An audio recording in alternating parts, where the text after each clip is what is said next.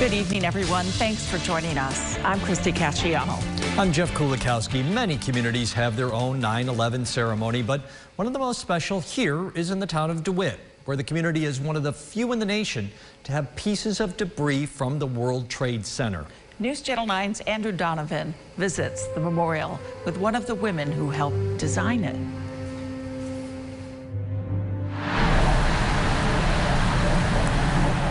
Every time Arlene Abend sees a plane overhead, she's baffled her son can put a machine like that in the air, which is exactly where he was on September 11th, 2001. Same airline, same equipment, and the same route that the hijacked plane. And I did not know whether it was him or not. For 2 hours, her calls to him weren't answered. She describes the terror as numbing. Until I could contact a relative and find out they didn't pick his plane. Relief so powerful, it made what she did lose that day pale in comparison. The bronze artwork she sculpted for a company on the 93rd floor of Tower 2. And then when everybody was making a fuss over my destroyed sculpture, I just shook my head and said, "Who cares?"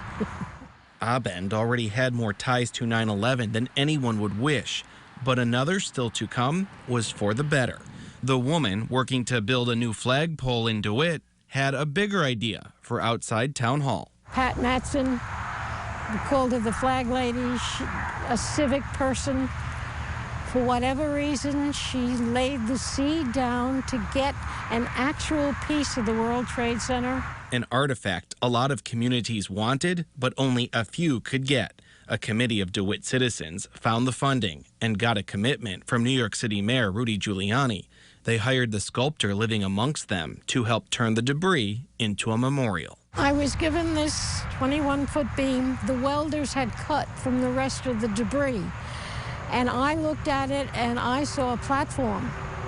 And I thought it was a natural place not to obstruct the beam. For me, the beam was the sculpture. It was put in place just days before the first anniversary of the attacks. Abend's addition was put on top. It could be hands, could be a flame, the two towers.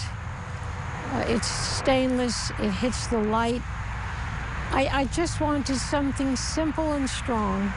Feelings the memorial still emits 20 years after the attacks. It's aged beautifully. Now 90 years old, Arlene drew the first design, but feels the artwork has evolved over the years by the touching additions of small flags, prayer cards, and other heirlooms that might only make sense to each person who leaves them. When I did it, it was a job.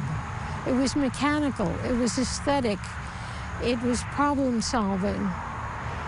And now, it's a very special place.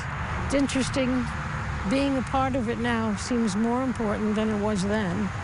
As the years pass, the exact memories may fade, but the meaning of 9/11 never should. In DeWitt, Andrew Donovan, News Channel 9.